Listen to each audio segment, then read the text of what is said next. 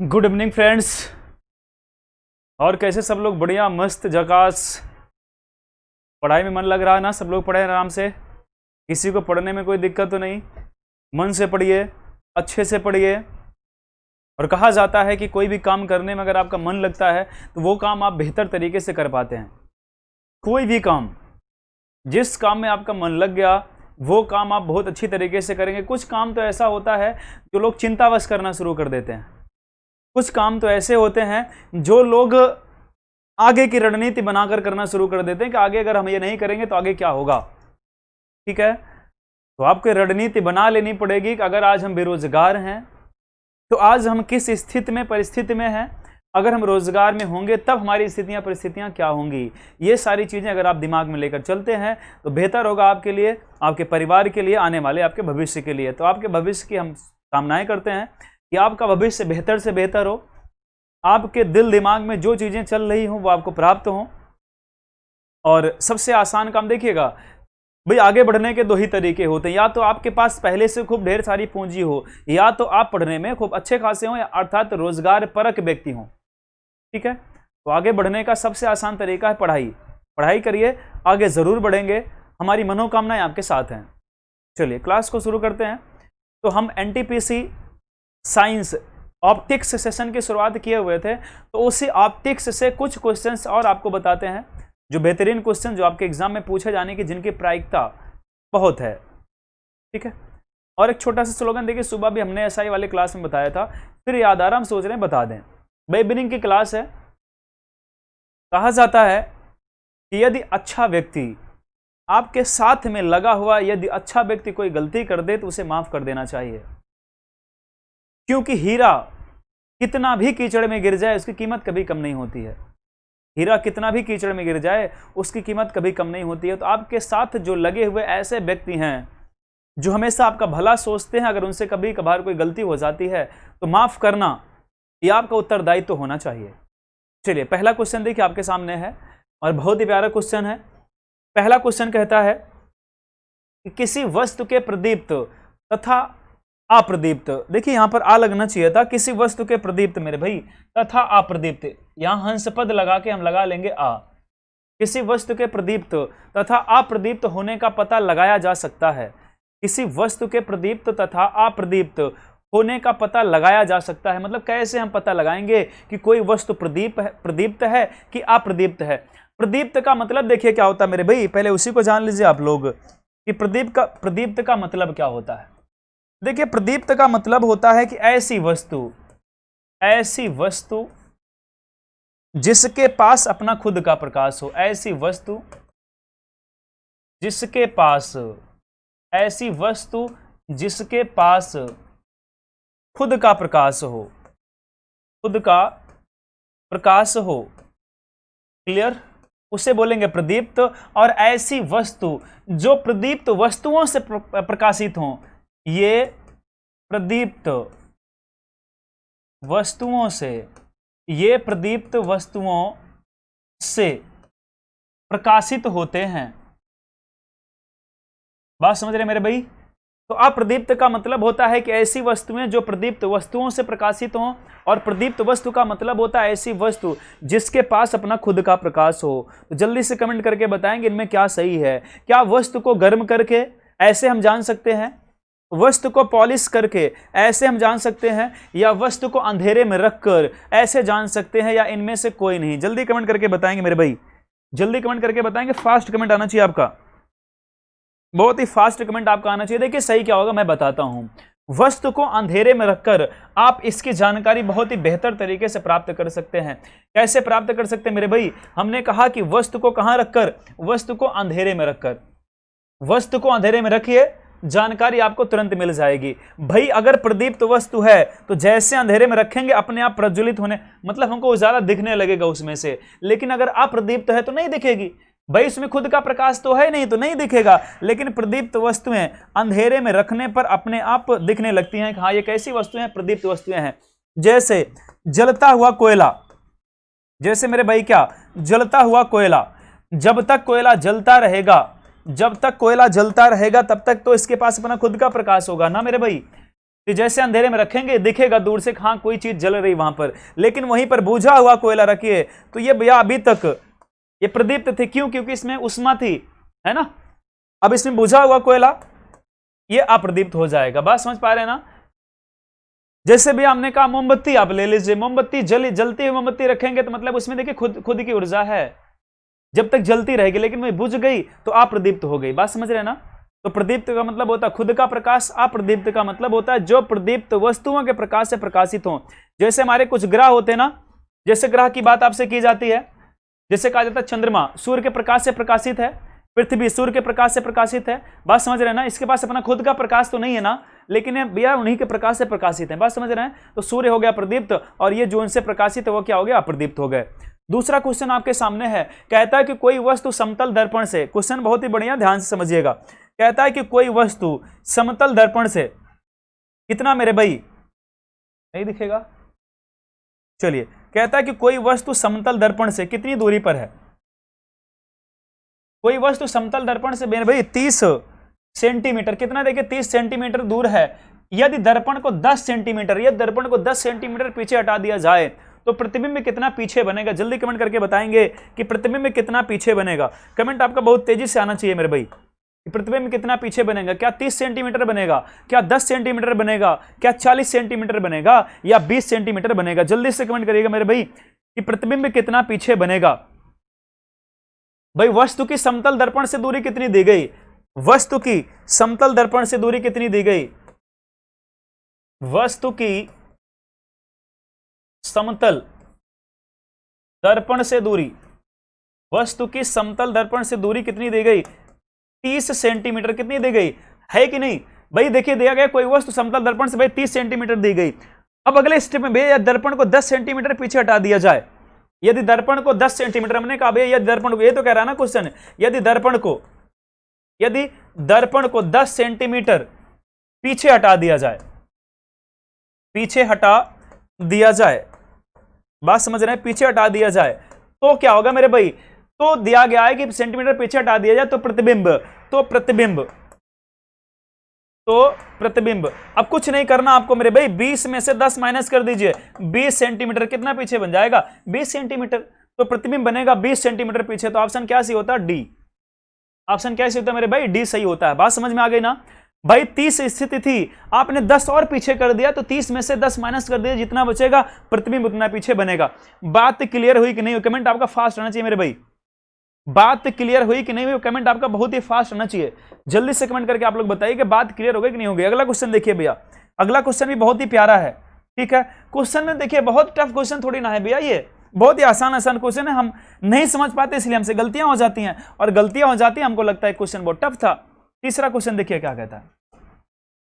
तीसरा क्वेश्चन कहता है कि एक प्रकाश किरण समतल दर्पण से 30 डिग्री का कोण बनाते हुए, समतल दर्पण से 30 डिग्री, ये 30 डिग्री का कोण बनाते हुए आपतित होती है। आपतित होने का मतलब भैया ये किरण आती है, आपतित होती है। आपतित तथा परावर्तित किरणों के बीच का कोण, ये आपतित किरण और परावर्तित जो ऐसे जा रही भैया, ये आपतित मतलब ऐसे आ रही ना, आपतित परावर्तित मतलब जो ऐसे निकल रही है, इनके बीच का कोण कितना होगा? जल्दी कमेंट करके बताइएगा। क्या वो 60 डिग्री होगा? क्या वो 120 डिग्री होगा? क्या 80 डिग्री होगा या 90 डिग्री होगा? जल्दी कमेंट करके बताइए मेरे भाई कि कितनी डिग्री का कोण बनेगा। कमेंट आपका बहुत ही फास्ट आना चाहिए। बहुत ही प्यारा क्वेश्चन है, बहुत ही अच्छा क्वेश्चन है। कमेंट आपका बहुत फास्ट होना चाहिए। जी बिल्कुल, कमेंट आपका बहुत ही फास्ट होना चाहिए मेरे भाई। अब देखिए इसमें छोटा सा कॉन्सेप्ट आता है। कॉन्सेप्ट क्या आता है? अभी हमेशा याद रखिएगा कि जो परावर्तित किरण होती है वह आपतित किरण से दोगुना होती है। तो भैया क्या होता है इसमें? जो परावर्तित किरण होती है, परावर्तित किरण दोगुना, परावर्तित किरण दोगुना किसके? आपतित के। किसके मेरे भाई? आपतित के। तो जरा बताइए कि जब आपतित हो रही थी तब कोण कितना बन रहा था? 30 डिग्री का कोण बन रहा था। जब भैया दर्पण पर किरण पड़ रही थी तब, आपतित हो रही थी तब, तो 2 गुणे 30 कर देंगे, कितना हो जाएगा मेरे भाई? 60 हो जाएगा ना। कितना हो जाएगा? 60 डिग्री हो जाता है। अब दोनों के बीच का अगर कोण निकालना हो तो दोनों के बीच का कोण, तो दोनों मतलब क्या भैया? आपतित और परावर्तित, तो दोनों के बीच का कोण, तो दोनों के बीच का कोण कैसे निकलेगा? ये अब कुछ नहीं करना आपको मेरे भाई, ये सीधी रेखा ही तो होती है, सीधी रेखा मतलब 180 में से कितना माइनस कर देंगे 60, जितना बचेगा वही हमारा आंसर हो जाता है 120 डिग्री। कितना हो गया 120 डिग्री। तो ऑप्शन क्या सही होता है हमारा मेरे भाई, ऑप्शन बी सही हो जाता है। किसी को कोई डाउट हो तो कमेंट करके तुरंत बताइएगा। हमने कहा कॉन्सेप्ट हमको छोटा सा याद रखना है कि जो परावर्तित किरण होती है वो आपतित किरण से दोगुना होती है। कितनी होती है, आपतित किरण से दोगुना होती है। तो दोगुना हो गई तो मतलब कितना 30 डिग्री था, दोगुना कर दीजिए, 2 गुणे 30 60 डिग्री हो गया। तो दोनों कोणों के बीच की दूरी, आपतित परावर्तित कोण के बीच की दूरी जब भी निकालना 180 में से माइनस कर दीजिए। तो 180 में से 60 माइनस करें कितना बचेगा मेरे भाई, 120 डिग्री बचा। तो ऑप्शन हमारा कौन सी हो जाता है, बी सही हो जाता है। बात क्लियर हुई कि नहीं हुई, कमेंट करके तुरंत बताइए मेरे भाई, बात क्लियर हो गई कि नहीं हो गई जी, क्लियर हो गई। आगे देखिएगा चौथा क्वेश्चन क्या कहता है। चौथा क्वेश्चन कहता है आकाश का वास्तविक रंग है। ये तो बहुत ही प्यारा क्वेश्चन है। आकाश का वास्तविक रंग है, क्या वो काला होता है, क्या वो सफेद होता है, क्या वो नीला होता है, क्या वो हरा होता है। आकाश का वास्तविक रंग होता है, जल्दी कमेंट करके बताइए मेरे भैया कि आकाश का वास्तविक रंग होता है काला, सफेद, नीला, हरा, क्या होता है। चलिए टाइम होता है आपका आउट। तो जो आकाश का वास्तविक रंग होता है मेरे भैया कैसा होता है, काला होता है कि सफेद होता है, जल्दी कमेंट करके बताइए। आकाश का वास्तविक रंग कैसा होता है, काला होता है कि सफेद होता है। कमेंट आपका बहुत जल्दी से आना चाहिए जी। भाई काला ही होता है। कैसा होता है मेरे भाई, काला होता है। नीला पीला लाल ये सब नहीं होता है।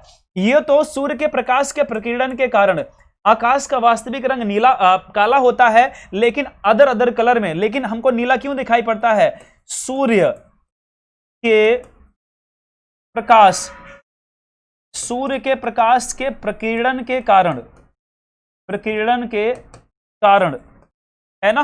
कैसा दिखाई देता है मेरे भाई, नीला दिखाई देता है। बात समझ गए ना। लेकिन वास्तविक रंग कैसा होता है, आसमान का, आकाश का वास्तविक रंग कैसा होता है मेरे भाई, काला होता है, हमेशा याद रखिएगा, ठीक है। चलिए पांचवा क्वेश्चन देखिए। पांचवा क्वेश्चन क्या कहता है। पांचवा क्वेश्चन कहता है मेरे भाई कि एक बिंदु पर मिलने वाली प्रकाश की किरणें होती हैं। एक बिंदु पर मिलने वाली प्रकाश की किरणें क्या होती हैं, क्या वो अपसारी किरणें होती हैं, क्या अभिसारी किरणें होती हैं, क्या समांतर किरणें होती हैं, इनमें से कोई नहीं। कमेंट आपका बहुत जल्दी आना चाहिए, 10 सेकंड का टाइम आपको दिया जाता है मेरे भाई, तो जल्दी से कमेंट करके बताइएगा। एक बिंदु पर मिलने वाली प्रकाश की किरणें होती हैं अभिसारी, अपसारी, समांतर, इनमें से कोई नहीं। जी बिल्कुल। देखिए अभिसारी का मतलब क्या होता है मेरे भैया, अभिसारी का मतलब होता है अभिसरण हो जाना। अभिसरण का मतलब क्या होता है, एक साथ इकट्ठा हो जाना। क्यों, अभिसरण का मतलब क्या होता है, इकट्ठा होना, कि अपसरण का मतलब इकट्ठा होना होता है। दोनों में अंतर पहले आप बताइए। अपसारी का मतलब क्या होता है, अभिसारी। किसी जिसको भी पता तुरंत कमेंट करके बताइए, हम इंतजार करें, तुरंत कमेंट करके बताइए अभिसारी और अपसारी का मतलब, जल्दी कमेंट करके बताइए मेरे भाई। इतना तो आपको पता ही होना चाहिए, अगर आप फिजिक्स पढ़ना शुरू किए मेरे भैया तो इतना तो आपको पता ही होना चाहिए कि अभिसारी और अपसारी का मतलब क्या होता है। बात समझ रहे हैं ना, बहुत ही आसान होता है मेरे भाई। कमेंट आपका तुरंत आना चाहिए, जिसको जिसको पता है बेझिझक आप लोग बताइए, बेझिझक आप लोग बताइए, ठीक है। तो हमने कहा एक बिंदु पर मिलने वाले, चलिए बताते हैं अभिसारी। अभिसारी का मतलब भैया देखिए सिंपल सा है। अभिसारी का मतलब होता है मेरे भाई कि जब प्रकाश की किरणें एक बिंदु पर मिल जाएं, प्रकाश किरणें क्या हो जाएं, कई प्रकाश किरणें यार भी एक बिंदु पर मिल जाएं, तो क्या हो गई, ये घटना क्या कहलाती है, अभिसारी कहलाती है। लेकिन भैया एक बिंदु से कोई प्रकाश किरण निकल रही है, चारों तरफ फैल जाए, चारों तरफ फैल जाए, तो ये अपसारी होता है। तो किरणों का चारों तरफ फैलना अपसारी, और एक बिंदु पर मिलना क्या होता है, अभिसारी होता है। क्या होता है मेरे भाई, अभिसारी होता है। बात क्लियर। अगला देखिएगा, छठा क्वेश्चन क्या कहता है। छठा क्वेश्चन कहता है कि प्रकाश सीधी रेखा में गमन करता है, निर्वात में, वायु में, कांच में, इन सभी में। प्रकाश सीधी रेखा में गमन करता है, कहां कहां गमन करता है, क्या वो निर्वात में करता है, क्या वायु में करता है, क्या कांच में करता है, इन सभी में करता है। जल्दी कमेंट करके बताइएगा, कमेंट आपका बहुत तेज आना चाहिए मेरे भाई। तो कल देखिए पिछली क्लास में हमने बताया था कि निर्वात में प्रकाश की चाल कितनी होती है, कांच में प्रकाश की चाल कितनी होती है। बात समझ गए ना, तो ये भी कमेंट करके आपको बताते रहना। चलिए देखिए क्या होगा भाई, इन सभी में भाई प्रकाश हमेशा, माध्यम कोई भी हो, प्रकाश हमेशा सीधी रेखा में ही गमन करेगा। माध्यम निर्वात, वायु, कांच, इनमें प्रकाश हमेशा कहां गमन करेगा, सीधी रेखा में ही गमन करता है। क्लियर है, बात क्लियर। चलिए अगला देखिए, सातवां क्वेश्चन क्या कहता है। सातवां क्वेश्चन कहता है मेरे भाई कि एक व्यक्ति समतल दर्पण से 20 सेंटीमीटर की दूरी पर है। यदि वह दर्पण की ओर 30 सेंटीमीटर प्रति सेकंड के वेग से आ रहा है तो 5 सेकंड पश्चात व्यक्ति और उसके प्रतिबिंब के बीच की दूरी क्या होगी। क्वेश्चन बहुत बढ़िया है, आसान, आराम से पढ़ लीजिए आप लोग और आराम से आंसर दीजिए कि 3 सेंटीमीटर होगा, 10 सेंटीमीटर होगा, 9 सेंटीमीटर होगा, 20 सेंटीमीटर होगा। जल्दी से कमेंट करके बताइएगा कि सही क्या होगा। क्वेश्चन बहुत ही बढ़िया है, क्वेश्चन बहुत ही बढ़िया मेरे भाई, बहुत जल्दी कमेंट करके बताइएगा। जल्दी कमेंट आना चाहिए आपका, फास्ट कमेंट आना चाहिए। देखिए सीधे सीधे दिया भैया कि एक व्यक्ति समतल दर्पण से 20 सेंटीमीटर की दूरी पर है।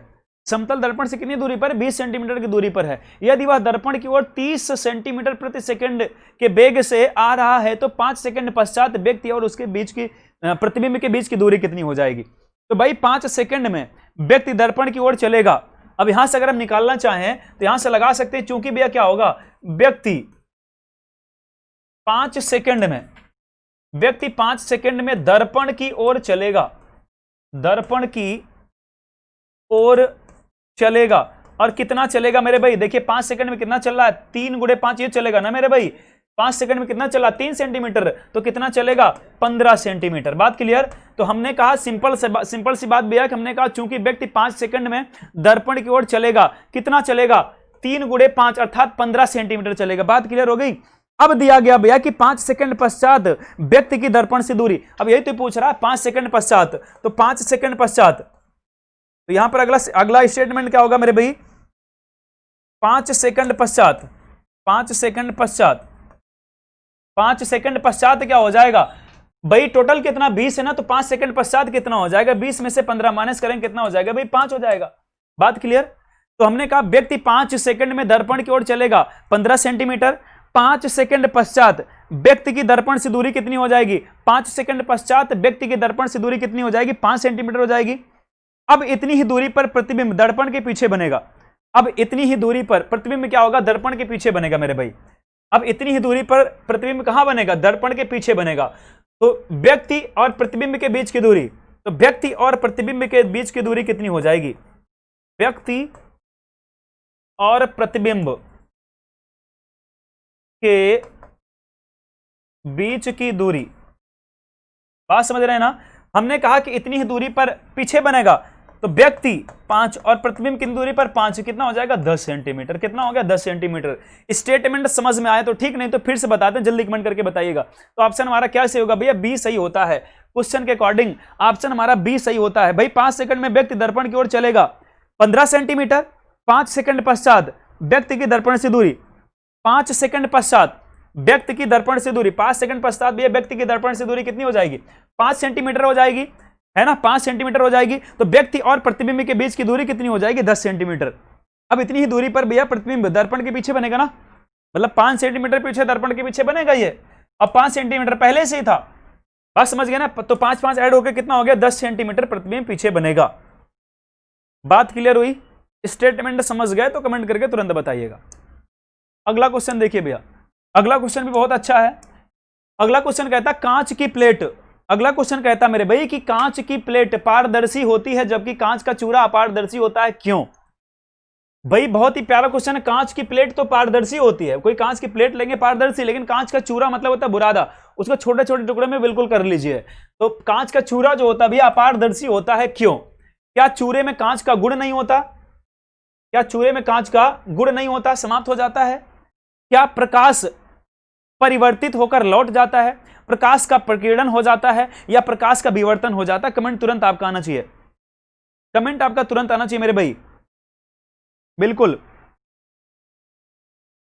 बिल्कुल भैया, अपारदर्शी क्यों होता है? देखिए सही क्या है, क्योंकि भैया प्रकाश क्या होता है? प्रकीर्णित हो जाता है। प्रकाश क्या होता है? प्रकीर्णित हो जाता है।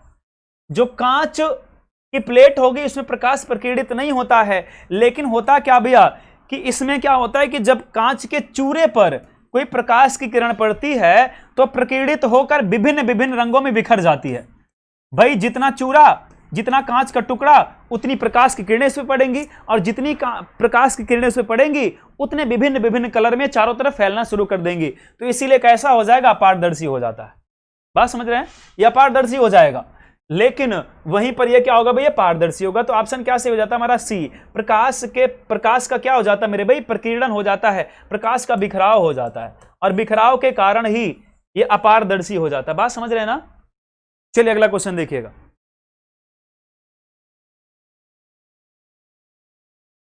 अगला क्वेश्चन कहता है जब प्रकाश कांच में प्रवेश करता है तो इसकी तरंग दैर्ध्य, बहुत ही प्यारा क्वेश्चन है, जब प्रकाश कांच में प्रवेश करता है तो इसकी तरंग दैर्ध्य क्या होती है, क्या घट जाती है, क्या बढ़ जाती है, क्या अपरिवर्तित रहती है, इनमें से कोई नहीं। कमेंट आपका बहुत तेजी से आना चाहिए कि इनमें से क्या होगा। जब प्रकाश कांच में प्रवेश करता है तो इनकी तरंग दैर्ध्य होती है। कमेंट आपका बहुत फास्ट होना चाहिए मेरे भाई, कमेंट आपका बहुत जल्दी से आना चाहिए। बिल्कुल, क्या वो घट जाती है, क्या बढ़ जाती है, क्या अपरिवर्तित रहती है, क्या इनमें से कोई नहीं। बहुत जल्दी कमेंट करिएगा मेरे भैया। जब प्रकाश कांच में प्रवेश करता है तो इसकी तरंग दैर्ध्य क्या हो जाती है। कमेंट आपका बहुत जल्दी आना चाहिए मेरे भाई। चलिए एक छोटा सा कॉन्सेप्ट बताते हैं आपको। अब कहा जाता है भाई किसी भी माध्यम में प्रकाश का तरंग दैर्ध्य, किसी भी माध्यम में, किसी भी माध्यम में, ये पॉइंट नोट कर लीजिएगा, किसी भी माध्यम में प्रकाश का तरंग दैर्ध्य, प्रकाश का तरंग दैर्ध्य अपवर्तनांक के, प्रकाश का तरंग दैर्ध्य अपवर्तनांक के व्युत्क्रमानुपाती होता। क्या होता मेरे भाई, व्युत्क्रमानुपाती होता है, व्युत्क्रमानुपाती होता है। बात समझ गए। अर्थात जो तरंग दैर्ध्य होगा वो अपवर्तनांक का उल्टा होता है, और कांच का भैया जो अपवर्तनांक होता है वो ज्यादा होता है। कांच का अपवर्तनांक क्या होता है, अपवर्तनांक ज्यादा होता है। अब कमेंट करके बताइए, कांच का अपवर्तनांक ज्यादा होता है। अब कमेंट करके बताइए सही स्टेटमेंट क्या होगा। अब कमेंट आपका तुरंत आना चाहिए मेरे भाई, क्या घट जाएगा या बढ़ जाएगा, इनमें से कोई नहीं। जल्दी कमेंट करके बताइएगा परिवर्तित क्या रहेगा। कमेंट आपका तुरंत आना चाहिए। बिल्कुल क्या होगा, घट जाएगा। अभी ये देखिए उल्टा संबंध होता है ना भैया। अभी हमने कहा अपवर्तनांक ज्यादा होगा तो तरंग दैर्ध्य क्या होगी, कम होगी। बात समझ में आ रही ना। तो स्टेटमेंट हम कैसे लिख सकते हैं, लिख सकते हैं तरंग दैर्ध्य इनवर्सली प्रोपोर्शनल टू किसके, अपवर्तनांक के। अपवर्तनांक के उल्टा हो गया ना मेरे भाई, उल्टा हो गया तो ये बढ़ेगा तो ये घटेगा। और कांच का अपवर्तनांक ज्यादा होता है तो तरंग दैर्ध्य क्या हो जाएगी, घट जाएगी। तरंग दैर्ध्य क्या हो जाएगी, घट जाएगी। फिर कलर ले लिए, देख रहे हैं आप लिए। फिर अगला देखिए, अगला क्वेश्चन क्या कहता है। 10वां क्वेश्चन क्या कहता है,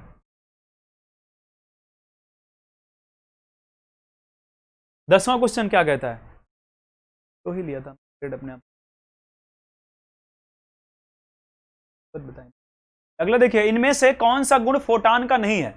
इनमें से कौन सा गुण फोटान का नहीं। हमने कहा था फोटान का मतलब क्या होता है, फोटान होता क्या है, हमने कहा था कि जब प्रकाश चलता है तो छोटे छोटे पैकेट के रूप में चलता है ना। तो प्रकाश का वह छोटा से छोटा कण, प्रकाश का भैया जो छोटे छोटा कण होता है, छोटे से छोटा कण, ये क्या कहलाता है मेरे भाई, फोटान कहलाता है ना। और फोटान क्या कहलाता है भाई, जो प्रकाश एक पैकेट के रूप में चलता है ना, तो वही पैकेट ही क्या कहलाएगा, फोटान कहलाता है। अब क्वेश्चन देखिए पूछा गया है कि इनमें से कौन सा गुण फोटान का नहीं है। संवेग, ऊर्जा, आवृत्त, स्थिर, द्रव्यमान। जल्दी बताइएगा इनमें से कौन सा गुण फोटान का नहीं है। 10वां क्वेश्चन आपके सामने मेरे भाई, जल्दी कमेंट करके बताइएगा इनमें से कौन सा गुण फोटान का नहीं है। बात क्लियर हो रही ना। क्या संवेग नहीं है, क्या ऊर्जा नहीं है, क्या आवृत्त नहीं है, या स्थिर द्रव्यमान, क्या नहीं है। ठीक है, तो ऑप्शन क्या सही होगा भैया, स्थिर द्रव्यमान। संवेग रहता है, ऊर्जा भी होगी, संवेग होगा, ऊर्जा होगी, कोई ना कोई आवृत्त होगी, लेकिन द्रव्यमान जो होता है उसका स्थिर नहीं होता है। द्रव्यमान बदलता रहता है माध्यम के अनुसार। बात समझ रहे हैं। फोटान का द्रव्यमान माध्यम के अनुसार क्या होता रहता है, बदलता रहता है। तो स्थिर क्या नहीं होता मेरे भाई, द्रव्यमान स्थिर नहीं होता। बाकी संवेग, ऊर्जा, आवृत्ति ये सारी की सारी क्या होंगी, स्थिर होती हैं। बात क्लियर हो गई ना। चलिए अगला क्वेश्चन देखिएगा। 11वां क्वेश्चन क्या कहता है। 11वां क्वेश्चन कहता है वर्णांध व्यक्ति के लिए लाल रंग प्रतीत होता है। वर्णांध व्यक्ति के लिए लाल रंग प्रतीत होता है। जल्दी कमेंट करके बताइएगा। देखिए जो वर्णांधता होती ना मेरे भैया, जो वर्णांध, जो ब्लाइंडनेस होती है ना, जो वर्णांधता होती है, कैसा रोग होता है, ये आनुवंशिक रोग होता है।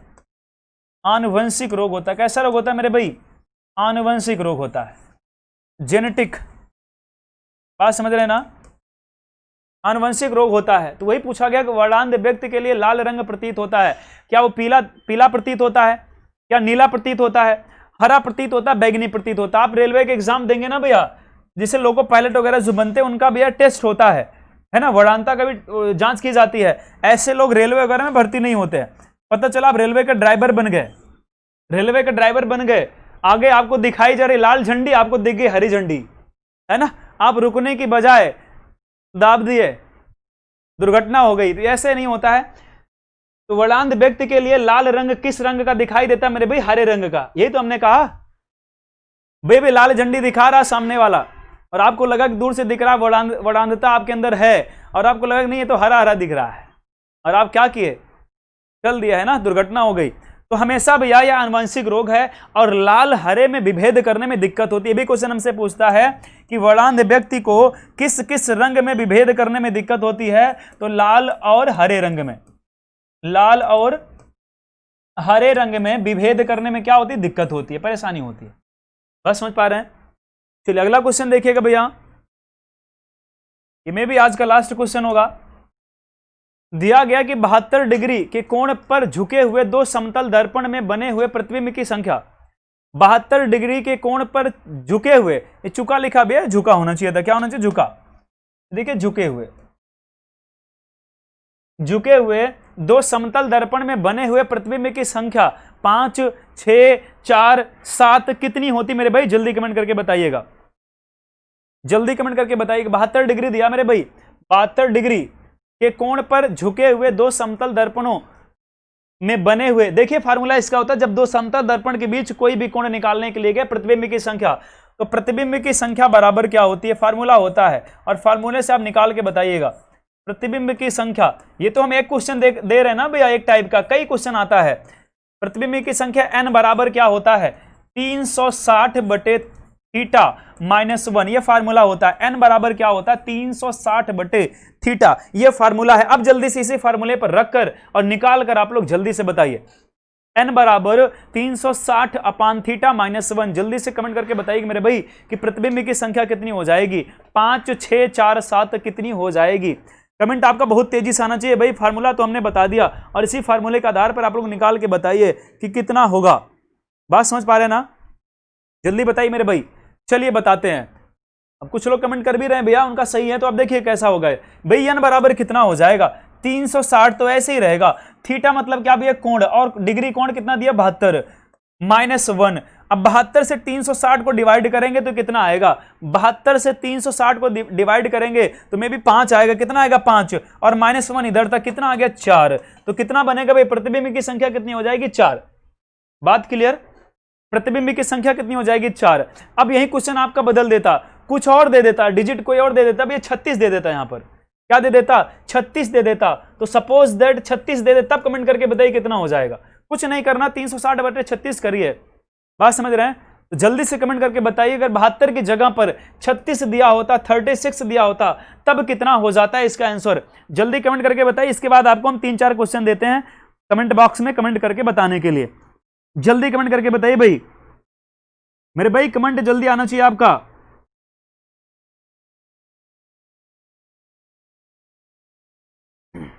चलिए आप लोग कमेंट करते रहिए। आज का पहला क्वेश्चन आपका, जो आपको कमेंट बॉक्स में कमेंट करके बताना, आज का पहला क्वेश्चन भैया, निर्वात में प्रकाश की चाल, निर्वात में प्रकाश की चाल किलोमीटर प्रति सेकंड में कितनी होती है? निर्वात में प्रकाश की चाल, निर्वात में प्रकाश की चाल, निर्वात में प्रकाश की चाल किलोमीटर प्रति सेकंड में कितनी होती है? किलोमीटर प्रति सेकंड में कितनी होती? पहला क्वेश्चन आज का। दूसरा क्वेश्चन, ठीक है, तो निर्वात में प्रकाश की चाल किलोमीटर प्रति सेकंड में। अब ये मत बताइएगा 3 × 10⁸ मीटर प्रति सेकंड, ये नहीं बताना है। हमने किलोमीटर प्रति सेकंड पूछा मेरे भाई आपसे, है ना?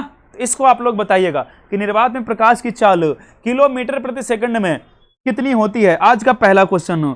दूसरा क्वेश्चन देखिए दिया गया भैया, कुछ कथन दिए गए। दूसरा क्वेश्चन कहता है निम्न में से सही कथन है। दूसरा क्वेश्चन भैया, निम्न में से सही कथन है।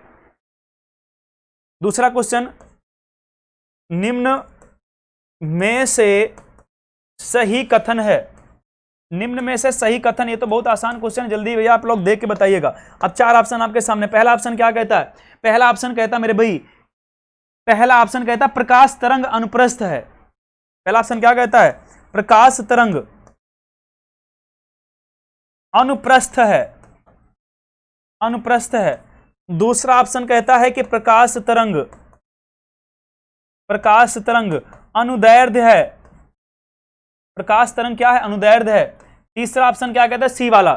सी वाला ऑप्शन कहता है कि ध्वनि तरंगे अनुप्रस्थ हैं, ध्वनि तरंगे अनुप्रस्थ हैं, ध्वनि तरंग अनुप्रस्थ है। चौथा कहता है भाई इनमें से कोई नहीं, नन ऑफ द अबव, इनमें से कोई नहीं। जल्दी से कमेंट आपका आना चाहिए, फास्ट कमेंट आप लोग करके बताइए कमेंट बॉक्स में, है ना। कमेंट बॉक्स में आप लोग कमेंट करके जरूर बताइएगा कि इस क्वेश्चन का आंसर क्या होगा। बात समझ रहे हैं? एक क्वेश्चन और आपको देते हैं, आखिरी क्वेश्चन आज का, एक क्वेश्चन और देते हैं भैया, है ना। और इसको आप लोग करके बताइएगा थोड़ा सा जी, दोनों का कमेंट करके बताइए भैया। तीसरा क्वेश्चन हम नोट करवा रहे हैं। चलिए, तीसरा क्वेश्चन पूछा गया है कि दो समतल दर्पणों के बीच रखे फूल के, दो क्वेश्चन नोट हो गया। तीसरा क्वेश्चन देखिएगा, स्क्रीनशॉट आप लोग ले लीजिए मेरे भाई, स्क्रीनशॉट ले लीजिए। तीसरा क्वेश्चन लिखते हैं, और तीसरा क्वेश्चन बहुत ही प्यारा है। तीसरा क्वेश्चन क्या कहता है? दिया गया है कि दो समतल दर्पणों के बीच रखे फूल के, दो समतल दर्पणों के बीच रखे फूल के, दो समतल दर्पणों के बीच रखे फूल के 9 प्रतिबिंब दिखाई देते हैं। फूल के 9 प्रतिबिंब दिखाई देते हैं, प्रतिबिंब दिखाई देते हैं। कितने दिखाई देते हैं मेरे भाई? 9 प्रतिबिंब दिखाई देते हैं। अब देखिए, निकालना हमको क्या? दर्पणों के बीच का कोण, दर्पणों के बीच का कोण, दर्पणों के बीच का कोण निकालना मेरे भाई। ऑप्शन ले लीजिए आप लोग। ऑप्शन है पहला 72 डिग्री, दूसरा 36 डिग्री, पहला 72 डिग्री, दूसरा 36 डिग्री, तीसरा 18 डिग्री, सी 18 डिग्री, डी 9 डिग्री। जल्दी कमेंट करके आप लोग बताएंगे कमेंट बॉक्स में। आपकी जिम्मेदारी, 3 क्वेश्चन आपको दिए गए और हम आशा करते हैं कि तीनों क्वेश्चन का आंसर आप लोग जरूर हमको बताएंगे। बहुत कठिन काम नहीं है, जैसे आपने इसके पहले का आंसर निकाला था बिल्कुल उसी तरीके से इसका भी निकाल के बताना है। तो हम आशा करते हैं कि हमारी बताई हुई चीजें आपको समझ में आई होंगी। अगर समझ में आई तो कमेंट करके जरूर बताइए। क्लास अच्छी लगी लाइक जरूर करिएगा और ज्यादा से ज्यादा शेयर करिए कि ये मैटर ज्यादा से ज्यादा बच्चों तक पहुंच पाए। अभी देखिए, हमने कहा ना 0 लेवल हमने शुरू किया था और लेवल धीरे धीरे देखिए आपका बढ़ता ही जा रहा है ना। लेवल धीरे धीरे बढ़ाते रहेंगे और अच्छे अच्छे क्वेश्चन आपको देते रहेंगे, ऐसे क्वेश्चन जो एग्जाम में पूछे जाते हैं और पूछे जा सकते हैं। चलिए, सबको बहुत बहुत धन्यवाद क्लास अटेंड करने के लिए। गुड नाइट, सबक खैर, मस्त रहें, खुश रहें, हंसते रहें। धन्यवाद।